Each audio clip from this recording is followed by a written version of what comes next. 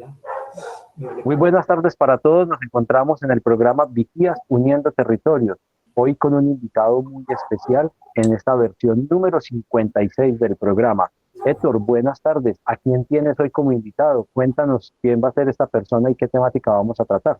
Buenas tardes, un saludo para todos los vigías del Patrimonio Cultural de Colombia. Estamos con Manuel Arango, historiador de la Universidad Nacional C de Medellín, y hoy nos va a conversar sobre un tema muy apasionante que es la relación entre literatura e historia en el Valle de Aburrá.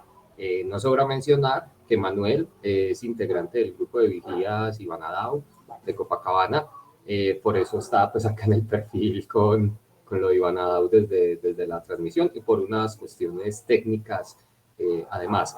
Entonces, no siendo más, quedamos en las manos de Manuel, que es una persona que le gusta mucho la literatura, ya lo había mencionado ahorita, es un devorador de libros.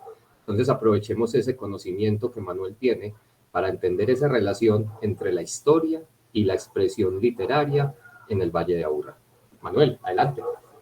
Muy buenas tardes para todos y para todas. En primera instancia, quiero agradecerle a Héctor y a Rafa que me han recibido como integrante del grupo de vigías del patrimonio Ibanadao de Copacabana. Y la idea es seguir aprendiendo un poco o mucho sobre Copacabana, el Valle de Aburrá, Antioquia y el país. Y si podemos, un poquitito una referencia al contexto o al ámbito internacional. En segundo término, esa relación tan bonita entre la literatura y la historia, yo en parte pues se la debo a Georges Duby, o Duby, como dirían los franceses, por su trabajo dentro del medioevo, esos aportes tan grandes que hizo a la historia y además manejó como el centro de audiovisuales de toda Europa. Entonces, para reiterar, esa relación entre literatura e historia encuentra unos aportes fundamentales en Georges Duby, entre otros historiadores franceses. Yo le compartía a Héctor que me invitó en una capacitación del Banco de la República recientemente, donde nos encontramos un grupo de amigos muy bacanos, especiales, muy chévere la forma de relacionarnos con el otro y poner el supuesto saber en relación con el otro y con los otros e ir socializando y apropiándonos del conocimiento, que esa es una tarea pues de los divulgadores y los que compartimos el saber así abiertamente. El saber no le pertenece a nadie, nos pertenece a todos. Una pequeña hipótesis o tesis que les reitero antes de lanzarla, que me pueden interrumpir en cualquier momento porque tengo un pastelito en mi cabeza, entonces lo voy desarrollando, es la siguiente. Cuando los investigadores o el público en general habla de la historia de Antioquia, casi siempre se refieren a la historia de Medellín y queda abandonado, subsumido en un pasado, en un olvido más peligroso y tendencioso que siempre, el resto de 9 municipios del Valle de Aburrá. El resto de municipios, Yondó, Ambiaquí, Peque, ni figuras, ni cuentas. O sea, es una primera requisitoria. Hay que investigar las localidades, esas historias micros, tanto en la literatura, en el teatro, la arqueología, los saberes y las ciencias, y luego conectarlas con la metrópoli y con el contexto nacional. La segunda aproximación, a manera de ejemplo, es esto. En un libro reciente de la Feria del Libro, que pasó hace unos meses, un mesecito, aparece un libro, relatos no contados sobre la danza en Medellín de 1930 a 1990, 60 años de investigación por un combo muy interesante de estetas, de danzarinas y danzarines, investigadores, folcloristas, y por ejemplo, dicen sobre el sainete y no dicen nada de Copacabana ni de Girardota, la vereda de San Andrés. Entonces eso es preocupante. Bueno, hasta ahí pues la primera requisitoria, que va a ser como el eje que nos va a articular en este diálogo. ¿Alguna duda? Bueno, entonces empezamos por Caldas. En Caldas me va a servir como para decir, hay que narrar las localidades, hay que narrar los pueblos, hay que narrar esos municipios que no han tenido una historia reconocida por la parte oficial o la parte académica, pues. En algunos casos sí aparece, pero en el resto, pues, se desconoce mucho.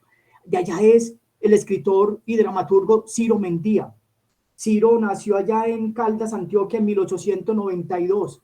Un personaje interesantísimo, como decía, poeta lírico, dramaturgo, viajero. Yo creo que perteneció a ese combo de los Panídas o los Pánidas de León de Grey, de un combo de historiadores, de literatos, de gente del arte y la cultura de Medellín y del Valle del Aburrá. Como pistica, pues, vamos a seguir 2 o 3 obritas, pues, pero para que la gente los consulte, de Ciro Mendía. Fue amigo de Rafael Uribe Uribe, por decir algo. Un autodidacta en literatura. Tuvo su propia editorial, o sea, que investigar lo que ese man produjo en su propia editorial, tanto de él como de otros coterráneos y amigos y amigas. Ahí hay que rastrear mucho sobre la literatura, el aporte a la historia, a las ciencias humanas o sociales en Caldas, Antioquia. Unas obritas. Sor Miseria, 1919, Como el vino en la cántara, 1924, Lámparas de piedra, en 1934, y sigue un listado extensísimo. Como decía, Ciro Mendía perteneció a los Panídas, entonces interesante, porque única y exclusivamente no se puede robar el show León de Grey, entre otros. Saltamos a la estrella y su literatura. Es un pequeño astrolabio, pues hago juego con la estrella, le dicen los siderenses por gentilicio. Entonces, el astrolabio es un aparatito para observar los astros, medirlos, calcularlos. Muy antiguo el astrolabio, además, suena bonito. Entonces, todo eso es lo que empecé a decir de Caldas, de ahora la estrella, y con lo que pasa es que hace falta conectar las crónicas. Por ese sur entraron los cronistas y los conquistadores en 1541. Ese sur es muy importante, que encontraron, que vieron después de Amagao, de Las Peras. Con Héctor él nos dio un taller muy interesante sobre cronistas, Cieza de León y Sardela. Ahí vamos a encontrar un primer protoproyecto de literatura, lo que puede ser antioqueña o colombiana, pues con mucho cuidado, pues esas extrapolaciones que yo hago, pero puede servir como un protorrelato, la crónica como tal, un género interesante, que obvio, cronológico, etcétera, etcétera. De Caldas, La Estrella, Sabaneta, Itagüí y Envigado, hay una investigación que hizo la Cámara de Comercio sobre la formación de las empresas e industrias en ese sur. Eso lo financió, sin hacerle publicidad, Cámara de Comercio de la Aburrá Sur. Interesante, son 4 o 5 historiadores. Ese libro hay que contenerlo, considerarlo y tenerlo en juego para hablarle de literatura. A mí me gustaría hacerle una pregunta a Manuel. Él nos decía que Ciro Mendía pertenecía a un grupo de literatos. ¿Cómo se llamaban? Pánidas, o los Panídas. O los Panídas. ¿Qué son los Panídas? ¿Qué hacían? ¿Qué representaban? O sea, ¿cómo se definen ellos como grupo? En la historia de Medellín, por ejemplo, la que ha trabajado Catalina Reyes Cárdenas, profesora que ya murió de la Nacho, que ha trabajado Roberto Luis Jaramillo, con el Carnero del Cojo Benítez. Trabajó Pablo Rodríguez, un historiador de la colonia, alumno de Germán Colmenares, un gran historiador que hubo, filósofo, abogado e historiador de las mentalidades, pero qué hombre para camellar. Entre otros historiadores como Luis Miguel Córdoba, también, que murió, de algo sobre del goce a la felicidad, no, del goce no, bueno, la tesis de maestría de él, algo sobre la felicidad en Medellín, que cogió el Cabildo de Medellín después de lo de Pablo Rodríguez y desarrolló otras ideitas muy chéveres. Entonces, todo ese ambiente nos da a conocer, entre otros historiadores e investigadores literarios, cronistas, etcétera, y nuevos relatadores o relatores, que una de las primeras tertulias de Medellín fue Los Pánidas, un grupo en que estaba León de Grey y otras plumas y literatos y hombres de teatro, un poco anarquistas, liberales, librepensadores. Tenían una revista y era una tertulia. A veces dicen que los Pánidas eran 13, pero solamente el representante duro, León de Grey. No, hacía parte mucho combo, literatos, escritores con potencialidad acá en la Medellín de principios del siglo. Obvio, luego León de Grey se va para Bogotá, ya en el automático, Él vivió longevo, este León de Grey como origen nórdico, sueco, familiar de Carlos Agimundo de Grey, un agrimensor que tuvo que ver mucho con la técnica en Antioquia a mediados y a finales del siglo XIX, y otros de Grey, Otto de Grey, etcétera, etcétera, muy importantes en la literatura, tanto en poesía como en algunas prosas, y es un hombre como un inventor de palabras en su poesía. Es un hombre interesantísimo, ese León de Grey. Bueno, salto un poco a Envigado, esas vigas grandes, hay un epígono, pues, todos los restrepos, muchos restrepos asentados en Envigado provienen de José Miguel Restrepo y Puerta, nacido en Copacabana y vivió en Copacabana. O sea, hay que relacionar, y ese es otro juego que tenemos que hacer, pasar de Ancón a Ancón, con permiso o sin permiso, a veces dejando a Medellín por allá rezagadita, porque también nos han faltoneado un poco, entonces pasando de Envigado a Ancón, o sea, los Restrepos, José Miguel Restrepo y Puerta, de Copacabana, familiar de esos Restrepos de Envigado, secretario en la época de Bolívar, Restrepo, José Manuel Restrepo, gracias Héctor. Y también de Envigado es ese monstruo grande, pues monstruo en cuanto a dimensión, enorme, hombre también liberal, Fernando González, que nació en Envigado en 1895. Y este hombre no solamente escribió obras de Envigado, sino de Medellín, con un toque europeo, porque fue cónsul en Marsella o embajador en Marsella, en Francia. Allá escribió el Remordimiento, recuerden los calzoncitos de Tony, eso es una figura muy interesante. Pero también escribió obras como Don Mirócletes, ubicadas en Bello. Manuelito Fernández, un personaje que lo pone a nacer en 1895. Entonces ya con esos tres tenemos una triada, un triángulo muy interesante. Ciro Mendía, los escritores que ha dado La Estrella, y con Fernando González.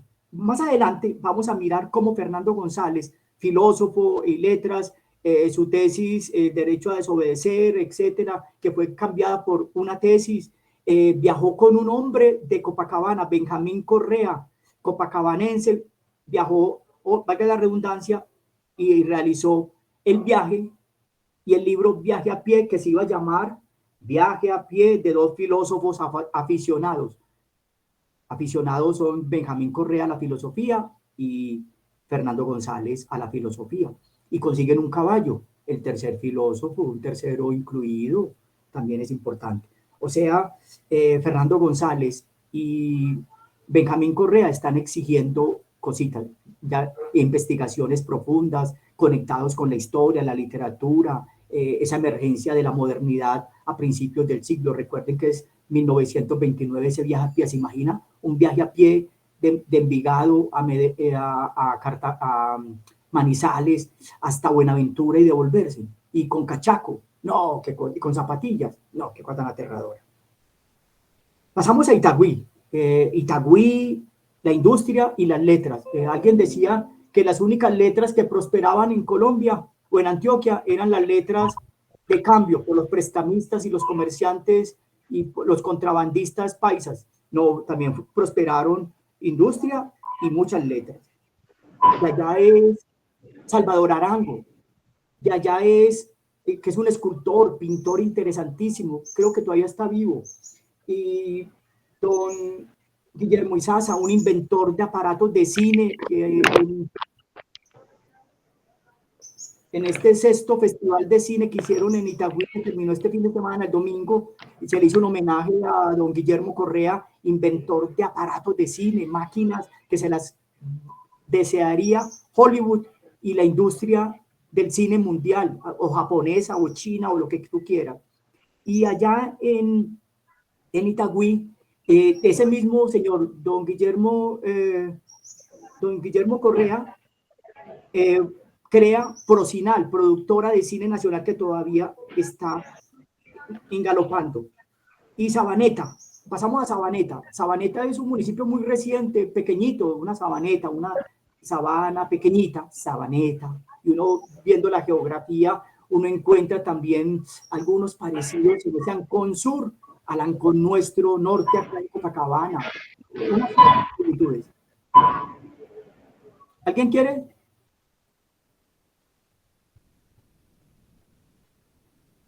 ¿Alguna duda, alguna pregunta hasta el momento? ¿O alguna intervención, alguna participación?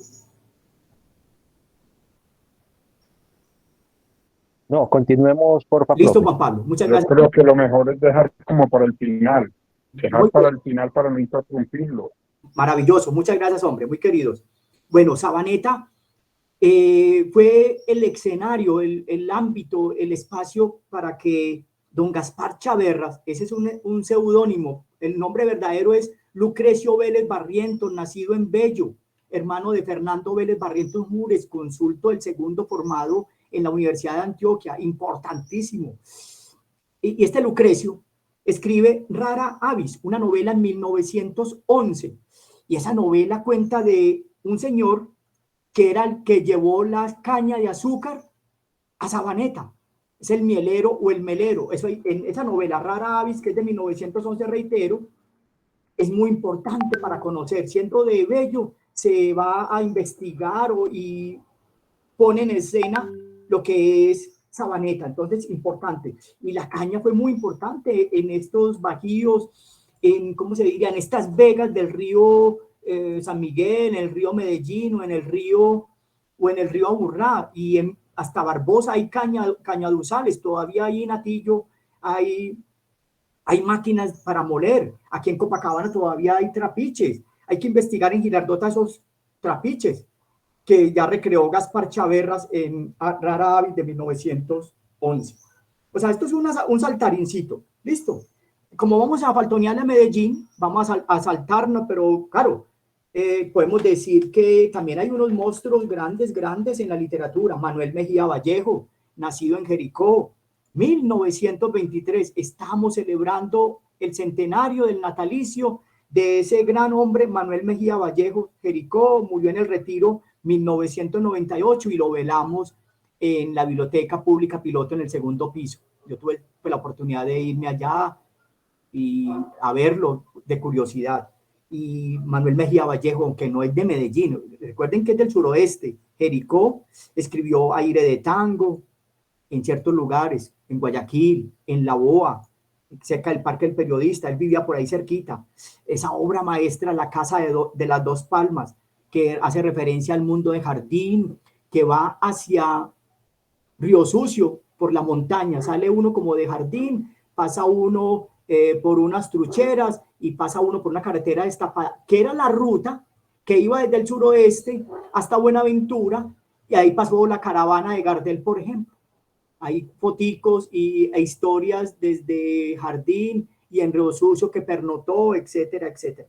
Otra obra de Manuel Mejía Vallejo, nacido en Jericó, El Día Señalado, 1963. Este Manuel Mejía Vallejo es muy interesante. Le doy una primicia. Escribió cuentos de zona tórrida como, o mejores, eso ya es un exabrupto de Manuel Arango que es muy propio en exageraciones, que Juan Rulfo. Antes que Juan Rulfo, ya este antioqueño universal escribía esos cuentos desde la muerte, desde la estética indigenista, etcétera, etcétera. O sea, hay que reconocerle a Manuel Mejía Vallejo, que recuerden, también hizo un periplo, un viaje por Centroamérica como Porfirio Barba Jacob, entonces se le pega ese mundo indigenista, esos aportes de grandes culturas, la maya, la azteca, etcétera, etcétera. Otra novela, Los Abuelos de Cara Blanca, novela poética en forma de poema largo. Y saltando mortalmente a donde iba a caer ahora, Santa Fe de Antioquia, Manuel Mejía Vallejo hace un prólogo al patrimonio de Santa Fe de Antioquia, que un señor Vives, que trabajaba como en el patrimonio del departamento, hace una investigación y Manuel Mejía Vallejo lo prologa. Hace el prólogo de ese patrimonio de Santa Fe de Antioquia. La ciudad madre, pues, fundada en 1541 por Jorge Robledo, luego trasladada por él mismo como 4 o 5 añitos después, y luego cuando don Gaspar de Rodas en 1580 la vuelven a refundar, a trasladar y le dan un matiz. ¿Listo? Y Porfirio Barba Jacob, Angostura o Santa Rosa de Osos o por esa región cercana, pues del altiplano de Santa Rosa de Osos, zona minera y todo. Ese Porfirio Jarbaco también es un grande, un poeta, un cantor, tiene algunas prositas, muy pocas, participó en la Guerra de los 1000 días, 1898-1902, pasó por Copacabana, y una obra poética interesante, la canción La vida profunda, Aquarimántima, que es un poema de largo aliento, y La palabra del retorno, que a mí me gustaría llevarla al cine. Bueno, pasamos a Bello. Yo le llamo a mi tierra que me vio crecer mi juventud, a Bello, Bellocondo. Bellocondo y su mundo mágico.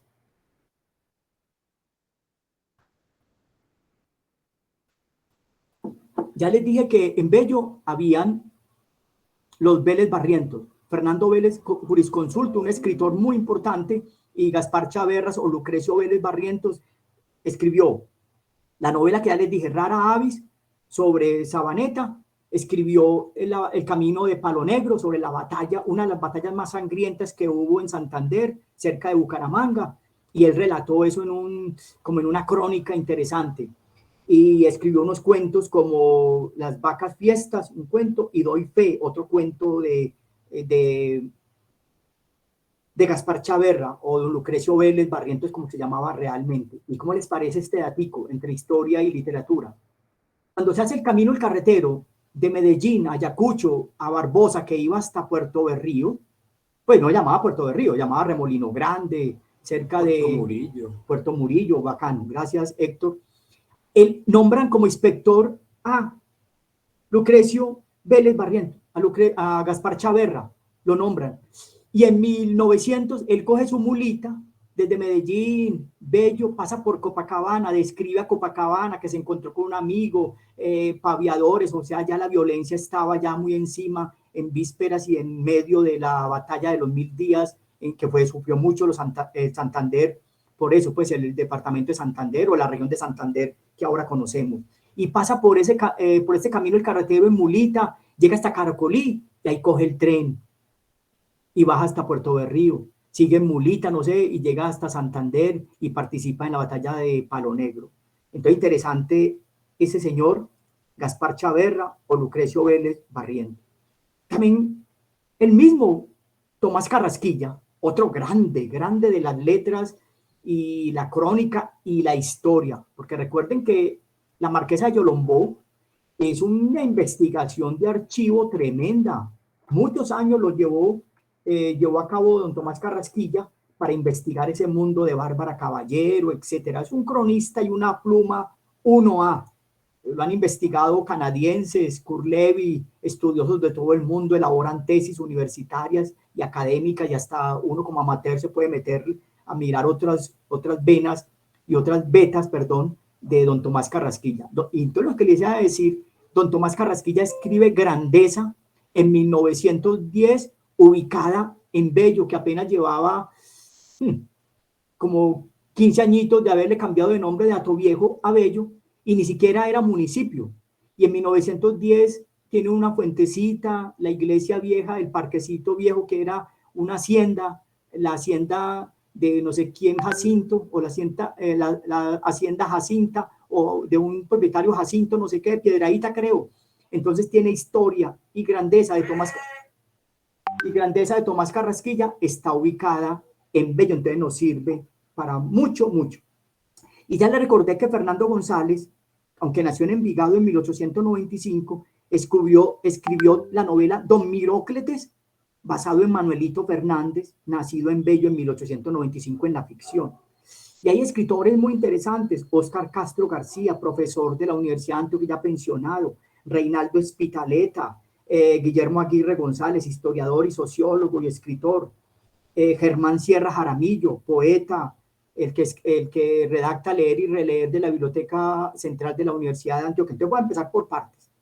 Óscar Castro García, profesor de la Universidad de Antioquia, escribe un cuento hermosísimo, Gol Olímpico, como esos pelados jóvenes, entre ellos él, en las calles de Manchester, se enfrenta con un partidito de los de la estación, recuerden, la estación de Bello, ahí estaba ya en 1913, en 1913 pasa el ferrocarril, un año después llega el ferrocarril a Medellín, en ese mismo 13 pasa el ferrocarril por Copacabana, entonces en los de Manchester y la estación se enfrentan en un partidito, gol olímpico, un relato muy bonito.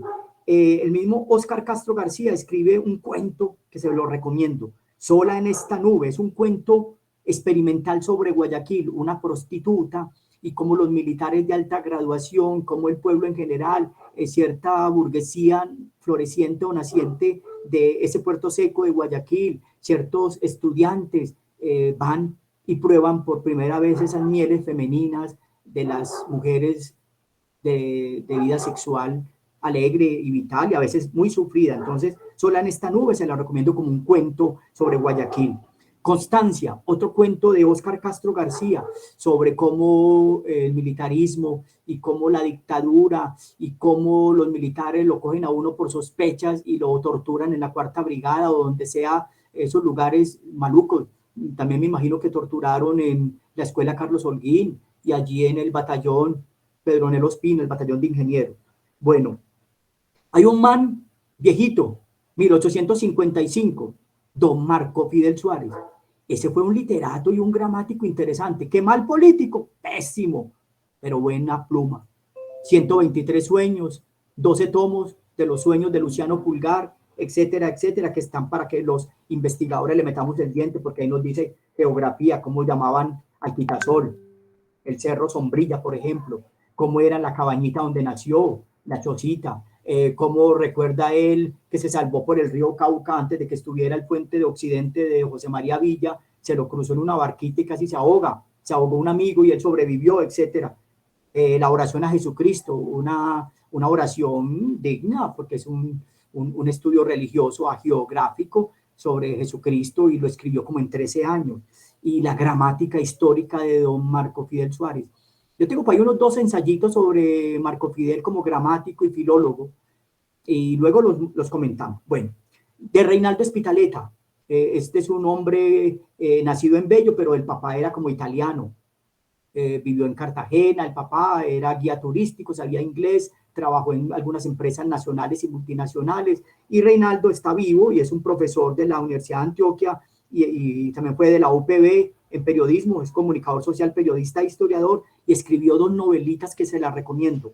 La tía Verania, que fue una tía de él que era como medio bruja, en Bello, y Bexabé y Bexabé. Y me voy a detener un momentito en Bexabé y Bexabé. Reinaldo pone la tía Verania de nuevo en el nombre de Bexabé y coge a Bexabé Espinal, esa mujer que en 1920 hizo la primera huelga textil femenina en Colombia y la hizo en Bello. No estaba todavía fundado Fabricato. Fabricato es de 1920, pero empieza a producir en 1923. Mira, esta es la única foto que hay de Bexabé. La pintó y la fotografió Melitón Rodríguez. La única foto aparece en un periódico socialista, en El Luchador, 1920, en plena huelga textil, como en 11 de febrero de 1920, como al 10 de marzo, casi como 30 días duró esa huelga, que puso a la burguesía antioqueña y a este modelo patriarcal de la industria, sobre todo textilera, lo puso en jaque, y 3 años después arranca Fabricato. Sobre Bexabé, entonces, la novela ya había sido ficcionada por Ángela Becerra, una caleña radicada en Barcelona o en España, e hizo una novela que a mí, pues, es una ficción. Pone a Bexabé a hablar francés, se enamora de un franchute, ya pierde, pues, cierto rigor. No menciona que había un sacerdote, Juan Pedro Marchetti, italiano, lo pone fray evangélico. Entonces ya con lo de Espitaleta y otros aportes de historiadores de Bello, estamos en capacidad de hacer la verdadera novela de Bexabé Espinal. Bexabé está reclamando una buena novela histórica. Para allá vamos un día de esto. Hay otro escritor, Andrés Fernando Nanclares, que es un magistrado y escribe un poemario, Baraja de Señales, una poesía interesante. Y Guillermo Aguirre González, historiador, sociólogo, dirigió El Patrimonio en Bello, es un escritor que escribe los cuentos en el sector de la Buena Esquina, de Bello, el actual Bello, que él vivió. Y Germán Sierra, yo creo que nació en Girardota, pensionado de la Biblioteca Central de la Universidad de Antioquia, escribió poemas y cuentos y relatos de Bello, está escribiendo ahora cosas en Envigado y en Medellín, y redactaba esa buena revista Leer y Releer de la Biblioteca Central de la Universidad de Antioquia, puros ensayos. Bueno, dejemos ahí. Y recuerden, Tomás Carrasquilla escribió Grandeza pensando en Bello en 1910. ¿Alguna dudita? ¿O siguen que para el final? Ok, pasamos a Copacabana, en nuestra tierra chica, nuestro Heimat, como diría un alemán, patria chica, Copacabana. Copacabana al menos ha dado, pues que yo conozco, la ignorancia mía es muy vasta, a un señor, Cayetano Betancourt Campuzano, filósofo, abogado, Cayetano. Importantísimo don Cayetano, como escritor, como filósofo, creador de revistas de filosofía en Bogotá, fundador de facultades de filosofía, valga la redundancia, en Medellín y en Bogotá. Es como los prolegómenos de la emergencia de la filosofía en Antioquia y en Colombia. Y tiene con el doctor Joaquín Vallejo Arbeláez, que era el director o el rector del Liceo Antioqueño en 1935. Estos datos los van a encontrar en la naciente revista de la Universidad de Antioquia de ese mismo año, número 1, 2, 3 y 4, un debate con Joaquín Vallejo Arbeláez, y este chico como de menos de 20 años pone en jaque a ese científico Joaquín Vallejo Arbeláez. O sea, brillante don Cayetano. Cayetano le regala a todos los familiares el archivo, valga la redundancia, al archivo de la Biblioteca Nacional en Bogotá, donde debemos de ir a investigar. Yo he hecho unos pinitos de la Universidad Nacional. Sí, en Bogotá donaron el archivo los familiares. Qué pena si me equivoqué de otro datico. Muy bien. Y Miguel, un amigo también, el consejero de artesanías, publicó en estos días una biografía de Bravo Betancourt, que es familiar de don Cayetano. Él fue un académico, valga la redundancia, de la Academia Antioqueña de Historia, investigador del ferrocarril y de su familiar. Bravo Betancourt escribe una biografía muy interesante sobre Cayetano. Y ya le había dicho sobre don Benjamín Correa, este coequipero de viaje a pie de don Fernando González. O sea, salen junticos. Y son dos hombres importantísimos. Claro que la historia le ha dado mucho más preeminencia a Fernando González, pero no podemos olvidar a don Cayetano, a don Benjamín Correa, acá en Copacabana. Escribió El Bossuet de la Tasajera, como que es un inicio de novela. Cuentan Lamaquero y José Manuel Arango, el poeta, que investigando este último, José Manuel Arango, se encontró que todo ese material está en la biblioteca de la Universidad de Antioquia, todo lo que escribió don Benjamín Correa. Entonces, don Benjamín Correa fue muy importante como coequipero de viaje a pie, reitero, de Fernando González, y como guía tutelar en don Benjamín,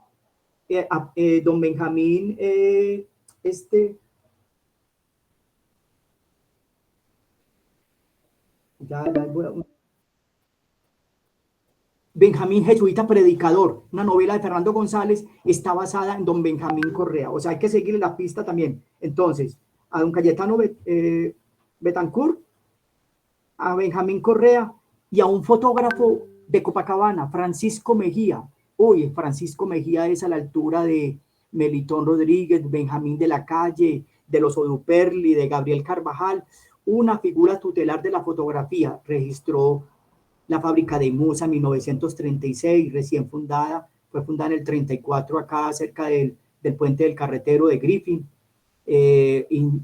Fotografías del tranvía del Oriente, hay una fotografía muy bacana de Copacabana, hay fotografías de los colegios en Medellín, de la industria publicitaria, de la industria y trabajos publicitarios. Hay unas fotografías de don Francisco Mejía sobre el Limón, sobre el ferrocarril, el Limón allá antes de la quiebra, cosas muy bonitas, los barcos a vapor que van por el Magdalena.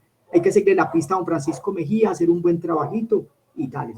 Otro historiador es José María Restrepo, Historia de Antioquia, 1888.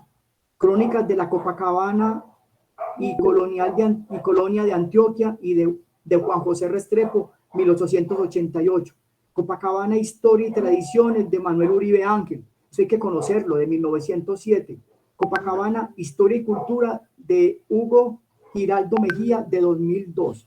Pasamos a Girardota, aunque tengo poquitos datos, pero de pronto hay que rastrear esto con el archivo histórico de Girardota, si es que hay, con el Centro de Historia, yo sé que hay en Girardota. Manuel, qué pena Sí. interrumpirte, Sí. nos quedan 15 minutos, Sí, ya. entonces Preguntas. sería interesante pasar a la sesión de las preguntas Sí, o sí. participaciones. Sí. Entonces, adelante, quien quiera participar, quiera preguntar algo, pues este es el preciso momento. Está abierto el micrófono. Perdón, Héctor, no son 15 minutos. ¿Cuánto? Ah, sí, perdón, 13 minutos. Aprovecho para felicitar a Manuel. Excelente, maravilloso. Qué recorrido el que nos hiciste tan espectacular. La verdad, no me queda como ninguna duda. Fue enriquecedor tu temática, Manuel. No, Siempre muy agradable conversar contigo. a ti, Elsie, muchas gracias. No, esto fue apenas como una abrebocas. Esto está como porque Héctor y los amigos me dicen, hombre, hace esto. Sí, está bien. Eso hay que sistematizarlo, escribirlo, trabajarle un toquecito. En esas voy, porque estaba en otros compromisos de escriturales y de investigación, pero prometo que esto va a ser bacancito y cuando lo tenga listo, los compartimos. Otra pregunta, porfa. Manuel, hola. Hola. John Jairo, John Jairo, recuerda por favor la metodología, tenemos otras personas levantando la mano, entonces por favor para que hagamos uso de los acuerdos de la reunión. Entonces vamos con Ángela Patricia que estaba levantando la mano y luego vamos con John Jairo que también está levantando la mano. Dale, Ángela. Hola Juan, ¿cómo estás? Me alegra que estés en este programa tan maravilloso que se tiene con los vigiados del patrimonio. Ya te conozco, me encanta ese recorrido histórico que haces, que menciones a estas ciudades y que de verdad que nos lleves a esa historia tan maravillosa de los lugares en los que habitamos y que nos quedas debiendo más historias porque sé que tu bagaje histórico va más allá de la charla que nos diste hoy. Muchas gracias y felicitaciones por la charla. Juan Pablo, como que se refirieron a ti, entonces te va a tocar a vos responder.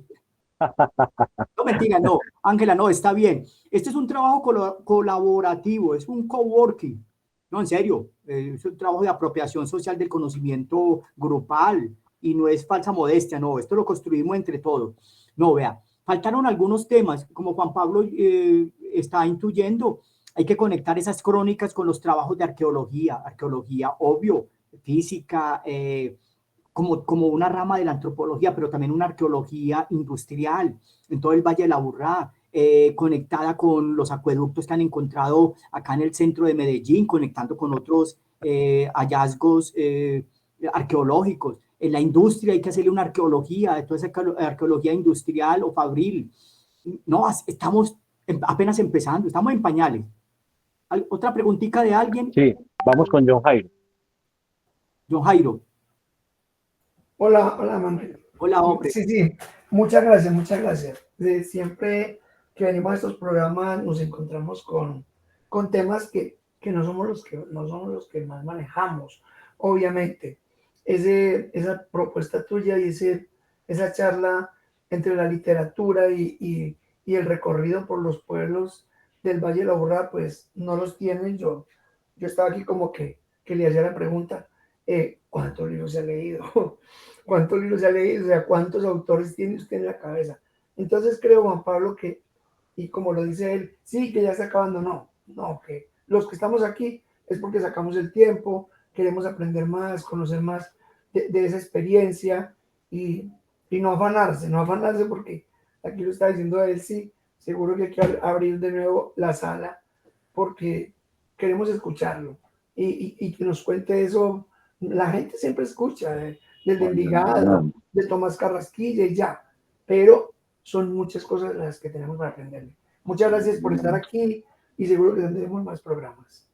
John Jairo, no, a ti gracias. Mira, ve, todo se lo debo a mi padre. Mi padre tiene 98 años, es un hombre que no terminó quinto de primaria, fue un conductor de camión, de doble troque, no alcanzó a manejar una mula, afortunadamente, porque yo hubiera sufrido mucho, porque los gusanos tan largos, bueno. Y el abuelo, no sé si recuerdan que la profesora en el Banco de la República nos preguntó de dónde veníamos, cuáles eran nuestros padres y abuelos. Entonces, el abuelo para mí, Esteban Londoño, fue muy, muy importante, un godo en tierra liberal, en Salgar, Antioquia, y me formó un poco. Y mi padre, obvio, y también mi mamá Elvia, me exigía mucho. Yo creo que yo no falté un día, en ese tiempo el kinder, en la básica primaria, en Sonsón, en Itagüí, en Sonsón, y bachillerato en el Pascual Bravo y la Universidad Antioquia y la Nacional. Yo creo que nunca falté un día a clase. He gozado de buena salud. Entonces, no, ¿cuántos libros he leído? No, mira, un balance. Se publican 6.000 libros diarios y yo no me leo uno. Pues yo me leo uno por ahí cada 2 o 3 días. Ahí conocí una niña de 15 años que se lee un libro diario. Uy, muy tesa. Yo la admiro. No, yo no he leído mucho. He escuchado mucho y tengo 3.000 libros en mi casita y con eso me basta. No tengo dinero para comprar 3.000. No. 3.000 libros de todos los temas y con el tiempito los vendemos para irnos para Barranquilla. Otra pregunta, porfa, amigos.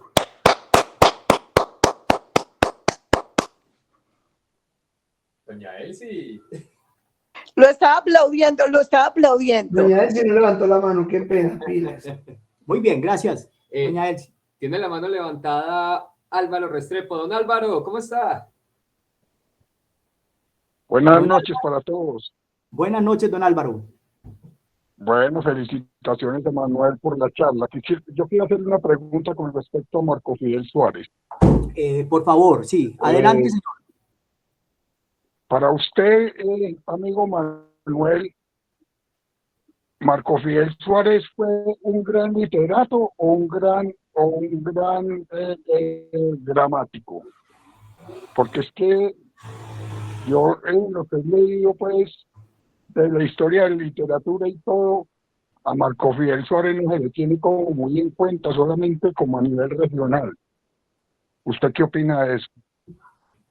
Mira, don Álvaro, yo tuve un tiempito, como en el 2005, se conmemoraron los 150 años, o sea, el sesquicentenario del nacimiento de don Marco Fidel Suárez. Él nació en 1855 en lo que llamábamos Atoviejo. Luego, en los 20 años después, se le cambia por Ciudad de Bello o Bello, en homenaje a don Andrés Bello, un venezolano, un caraqueño. Bueno, entonces, para redondear tu preguntita y aproximarme, don Álvaro, es esto. Si tú te acercas a la obra literaria de Marco Fidel Suárez, te vas a sorprender. Tiene una claridad expositiva, por ejemplo, en la historia del trigo, algo sobre el carácter, algo sobre la choza de Marco Fidel, cómo se defendió él de Laureano Gómez, ese facho que lo atacó tanto y lo hizo renunciar en 1921. No, se basa en cuenta que ese man es un escritor. Lo que pasa es que estás reclamando lectores. ¿Quién le mete el diente a 123 sueños, 12 tomos que han publicado la editorial ABC en Bogotá, Voluntad y el Instituto Caro y Cuervo en Bogotá?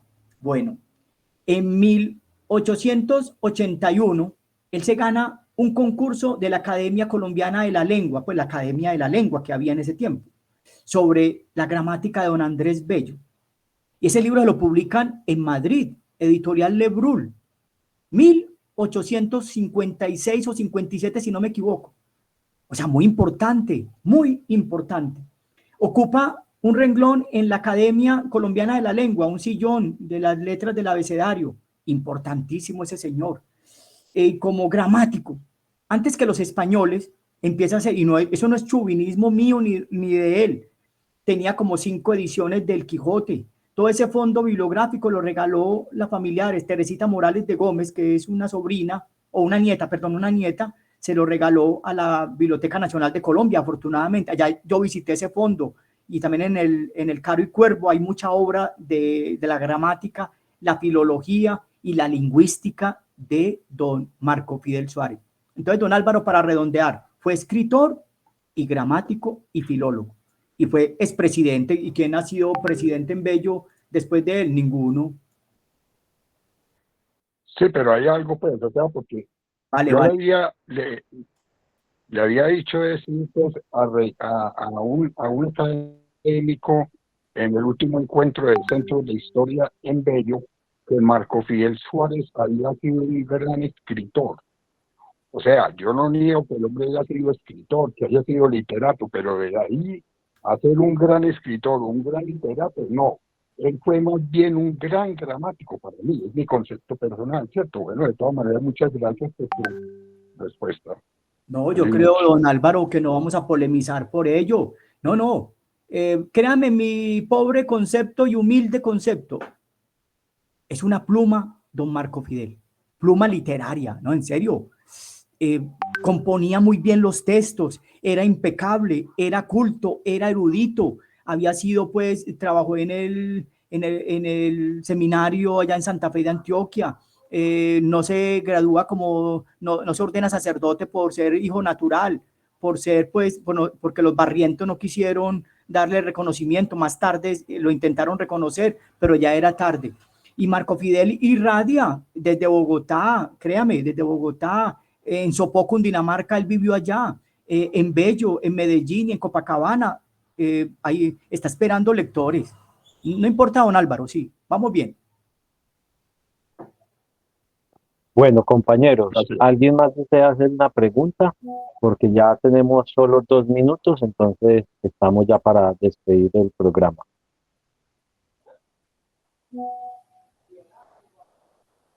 Profe, no tenemos más preguntas de momento, entonces procedamos a hacer el cierre. Tenemos 2 minutos.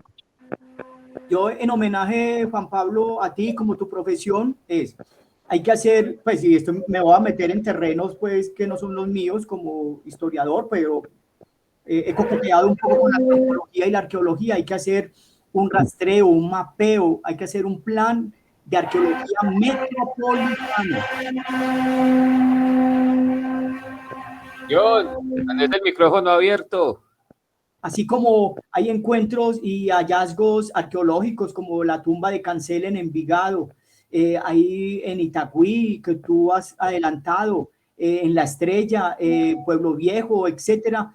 Hay que conocer esos periodos de la arqueología, Ferrería, Marrón Inciso, Tardíos, etcétera, y la época, pues, del descubrimiento y la conquista, y conectarlo con las crónicas. Lo que Héctor, hace unos días terminamos la lectura de las crónicas de Ciesa de León y Sardela, nos ilumina. Aportes de Sofía Botero como antropóloga y con Norberto Gómez, Norberto Vélez, perdón, Vélez.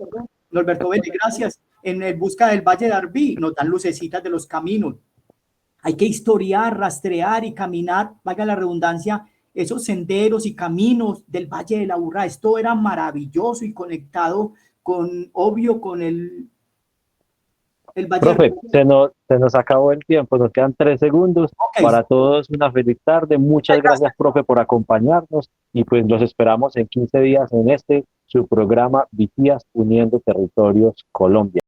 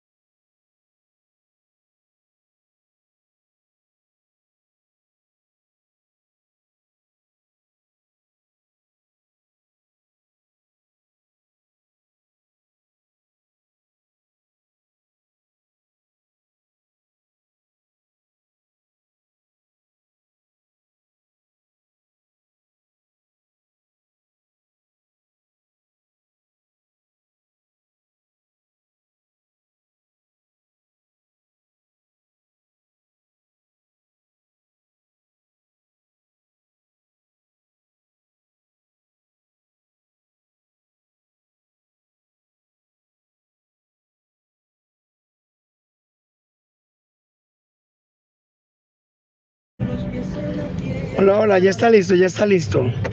Yo estoy en el carro por aquí, por fuera. Mientras yo llegue me voy a conectar en el celular.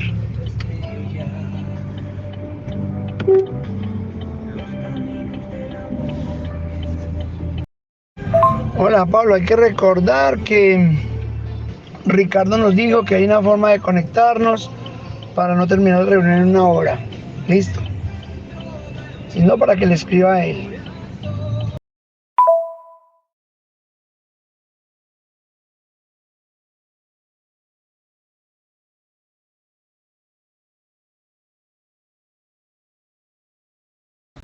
Don Juan, buenas tardes, buenas noches ya. Bueno, hoy nos fue bien, nos rindió, dejamos los cortes listos, se tomó la foto inicial, eh, quedó todo a nivel. Ya mañana la idea es empezar a bajar, aunque sea primer nivel, o en la medida de lo posible llegar siquiera al segundo. Los trabajadores ya se han capacitado, ya se les ha explicado cómo es la metodología, qué es lo que se quiere hacer y pues la idea es como ir avanzando también en algunas cositas, el tema de los dibujos y demás.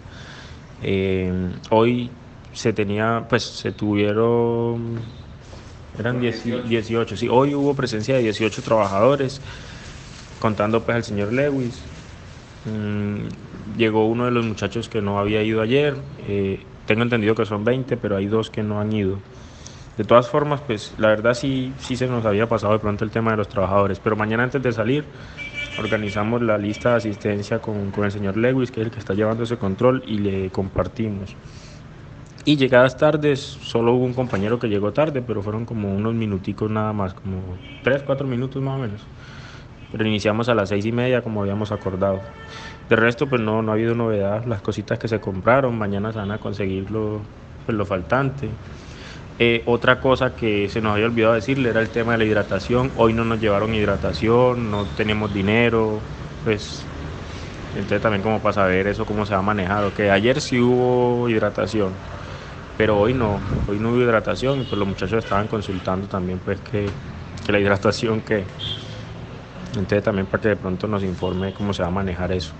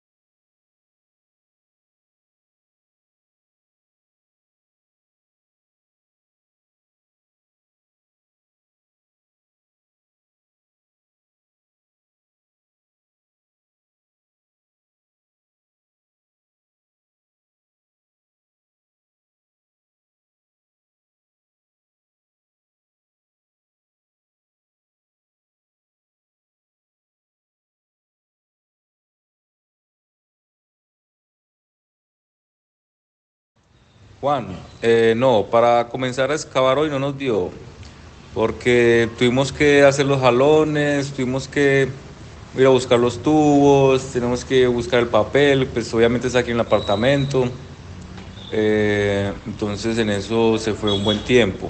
Aparte de eso hicimos el montaje, utilizamos a unos para hacer el montaje, a los otros los pusimos a organizar la maleza de alrededor de los cortes, a organizar porque había como unas tierras afuera del corte que ellos habían como acumulado ahí limpiando el día de ayer, entonces la recogimos para que quede buena limpieza, para que la fotografía se vea bien, y en eso se nos fue el día. Y aparte tomamos todas las fotografías de la planta inicial, cuadrícula por cuadrícula y fotografía general. Ya ahorita la vamos a subir al Drive y allí se nos fue el día. Las planillas de asistencia las está llevando Lewis. Él los hace firmar, entonces él es el que está llevando ese control también. Y lo de el dato de de la relación. Aquí ya lo estoy terminando y ya te lo voy a pasar, ya mismo, Juan.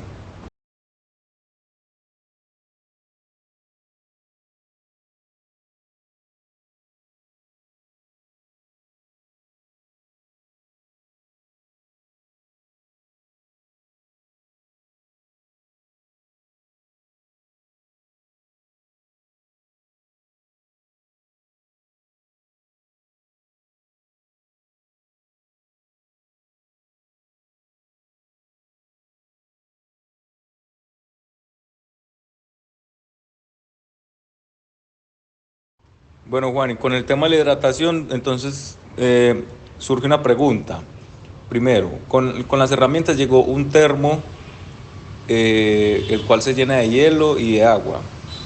Ayer, no sé Lewis de dónde sacó hielo y lo llenó con agua, pero el día de hoy no. Entonces, si esa hidratación es de ellos y no es responsabilidad de nosotros, entonces, si tú nos das la hidratación a nosotros, ya nosotros nos encargamos de nuestra hidratación y me imagino que ya ellos coordinarán cómo llenar ese termo.